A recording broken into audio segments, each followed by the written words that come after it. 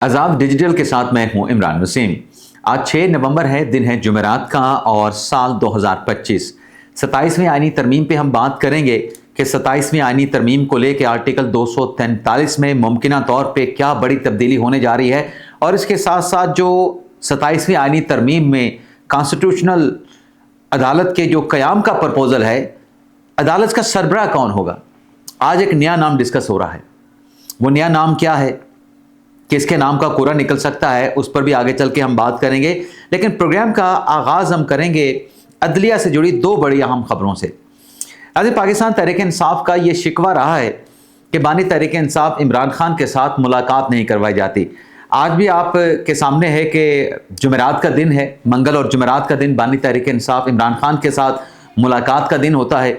लेकिन जब ये तमाम लोगों की मुलाकात खान साहब के साथ नहीं हो पाती, जो लिस्ट जमा करवाई जाती है अडयाला जेल के इंतज़ामिया को पीटीआई के कोऑर्डिनेटर की तरफ से, चाहे वो लिस्ट सलमान अकरम राजा की तरफ से आए, चाहे वो लिस्ट जो है बैरिस्टर अली जफर की तरफ से आए, तो तमाम लोगों की मुलाकात नहीं हो पाती।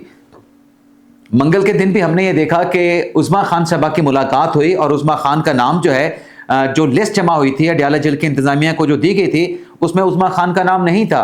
अलीमा खान की मुलाकात नहीं हुई थी, पार्टी के लोगों की मुलाकात नहीं हुई थी।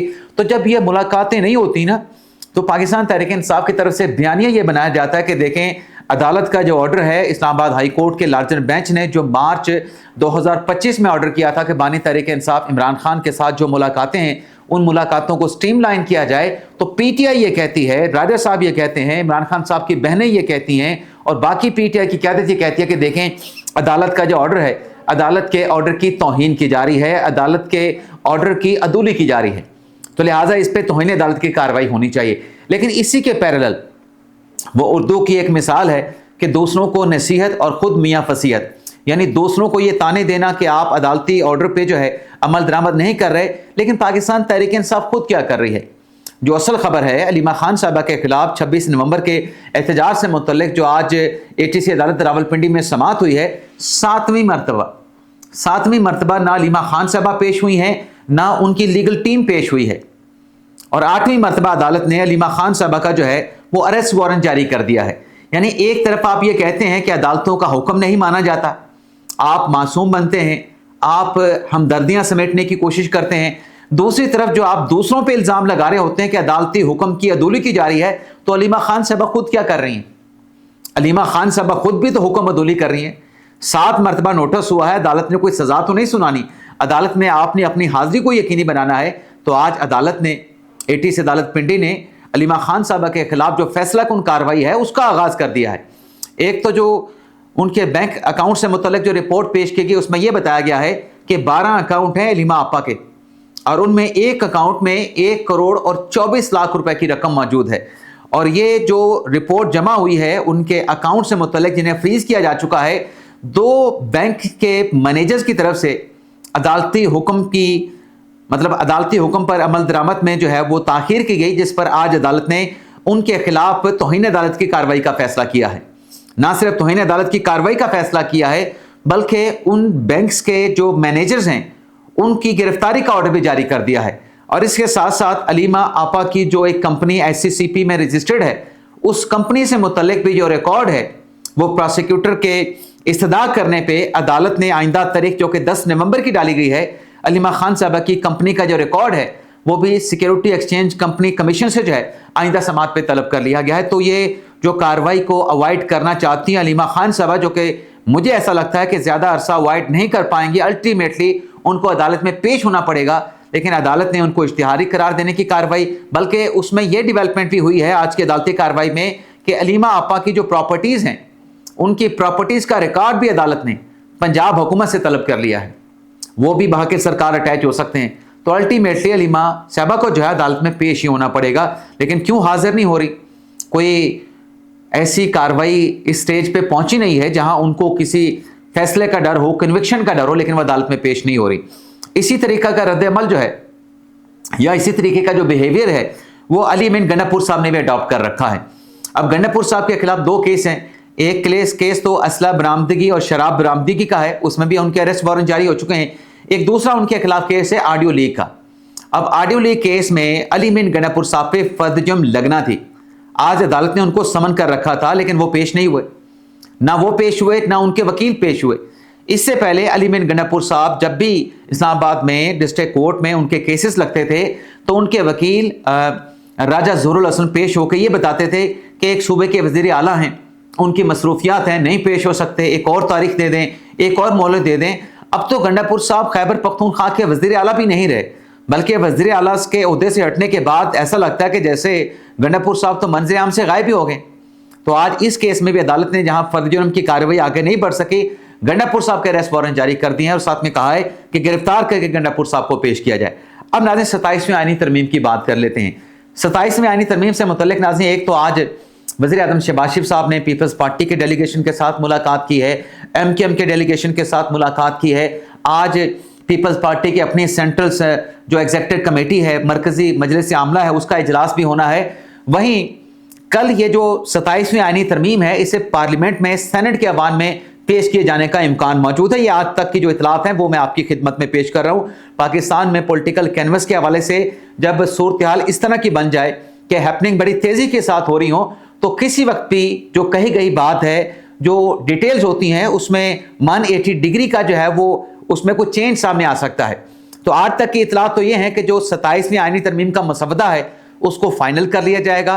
कल वज़ीर आज़म शहबाज शरीफ की सरबराही में काबीना इस 27वीं आईनी तरमीम का जो मसवदा है मुजवज़ा उसकी मंजूरी दी जाएगी और कल फिर सेनेट के अवान में ये 27वीं आईनी तरमीम जो है वो पेश कर दी जाएगी।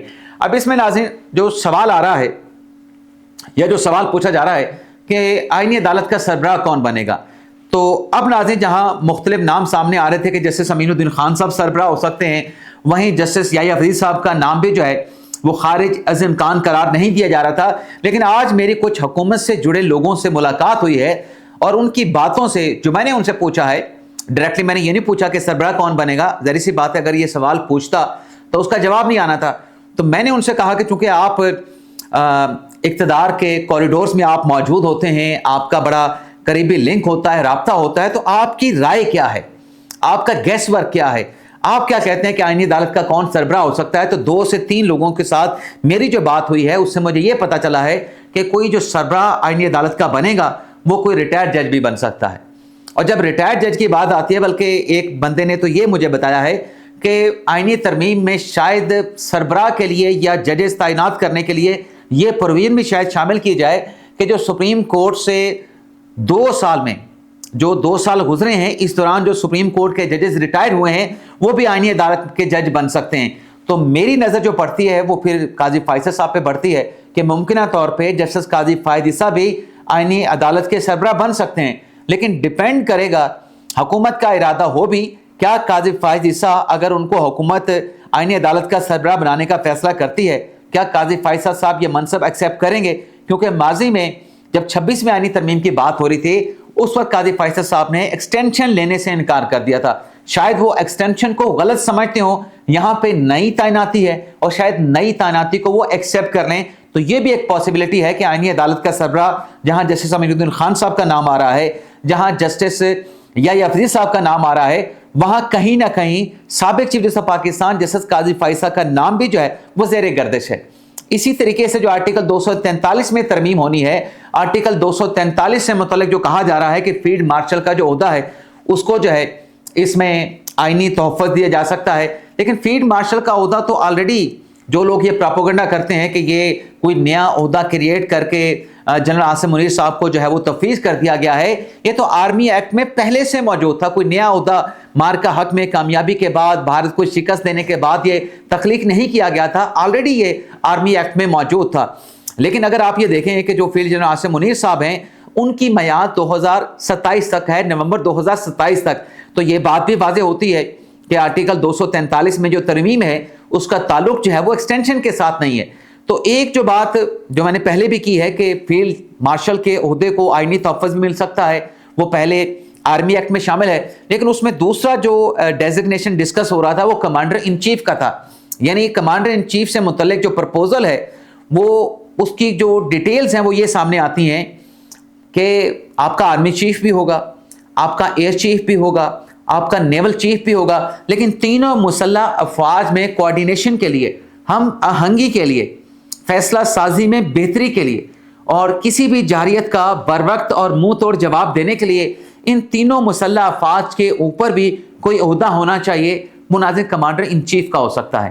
لیکن اب ایک نیا عہدہ بھی پرپوز کیا گیا ہے سابق اٹارنی جنرل اشر اوصاف کی طرف سے کہ سی ڈی ایس بھی ہو سکتا ہے۔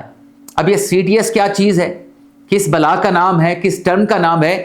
تو بھارت میں تو سی ڈی ایس کا عہدہ ایگزسٹ کرتا ہے، یعنی انڈیا میں آرمی چیف بھی ہے، ان کا نیول چیف بھی ہے، ان کا فضائیہ کا ایئر چیف بھی ہے، لیکن ان تینوں کے اوپر جو ہے کوآرڈینیشن کے لیے جدید دور کے تقاضوں سے ہم آہنگ رکھنے کے لیے اپنے افواج کو، آرم فورسز کو، انڈیا نے چیف آف ڈیفنس کا عہدہ بھی تخلیق کیا ہے اور اس میں ان کے جنرل انیل چوہان صاحب ہیں۔ تو یہ بھی پرپوزل ہے سابق اٹارنی جنرل صاحب کا، اشر اوصاف صاحب کا، کہ تینوں مسلح افواج میں کوآرڈینیشن کو بہتر بنانے کے لیے، رابطوں کو بہتر بنانے کے لیے، فیصلہ سازی کو زیادہ منظم اور زیادہ مربوط بنانے کے لیے سی ڈی ایس یعنی چیف آف ڈیفنس کا جو عہدہ ہے وہ بھی 27ویں آئینی ترمیم میں جو ہے انٹروڈیوس کروایا جا سکتا ہے۔ اجازت چاہتے ہیں ناظرین، اللہ حافظ۔